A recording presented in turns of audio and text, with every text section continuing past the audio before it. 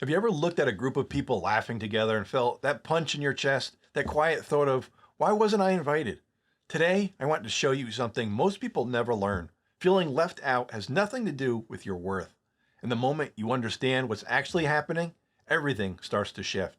And stick with me because there's a moment in this that surprises almost everyone, and it might flip the whole story you've been telling yourself. When we feel excluded, it's not just disappointment, it's survival instinct. Humans evolved to survive in groups. Your nervous system literally interprets exclusion as danger. So that heavy feeling, that panic, that quiet voice that whispers, "What's wrong with me?" It's your biology kicking up dust from old stories. Some of those stories may even come from childhood, moments when you felt overlooked, dismissed, or not quite part of anything. Even now, when something innocent happens, your brain can react like those old moments are happening again. But here's the thing most people don't realize. Sometimes you aren't being left out. You're just not the first person people think of in that specific moment, for reasons that have nothing to do with your worth. I remember thinking, why didn't they tell me sooner? Why wasn't I included from the start? And I'd make up this entire narrative about being unimportant. But once I zoomed out, I realized people invite who's closest in that moment.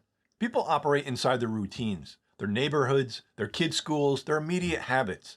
And none of that actually says anything about your value. But I didn't understand that back then. My unmanaged mind turned every late invitation into proof that I wasn't loved. I'm going to say something that might challenge you, but it changed everything for me. Sometimes we have to pause and ask, would I want to hang out with me right now? Not in a shameful way, just an honest check-in. Am I bringing endless stress into the room? Am I complaining nonstop? Am I shutting down when things don't go my way? Am I rigid, negative, overwhelmed, or too accommodating to the wrong people? Because listen, everyone has seasons when they're not their best. That's normal. But if the pattern follows you everywhere, it might be worth looking at the energy you're showing up with. This isn't about blaming yourself. This isn't about empowering yourself. Because the beautiful part, you can change it. People gravitate toward energy that feels good, safe, open, connected. And when you start bringing more of that, everything starts shifting. Friendships, invitations, relationships, opportunities. Now this is for the quiet ones, the overthinkers, the ones who hover at the edge of every group circle because stepping closer feels risky. Maybe you grew up learning to blend in. Maybe having needs felt unsafe. Maybe you learned the safest place was the sidelines. So even as an adult, you keep one foot outside the circle. Not because people don't want you, but because you don't feel steady enough to stay in the center. You uninvolve yourself before anything can go wrong.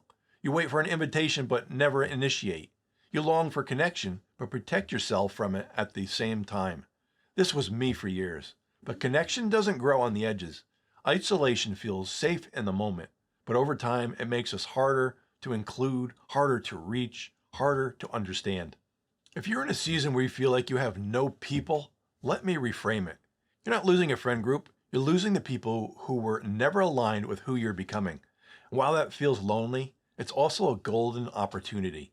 This is where you rebuild your standards, where you choose how you want to show up, where you strengthen your boundaries, where you stop bending yourself into a shape that makes other people comfortable.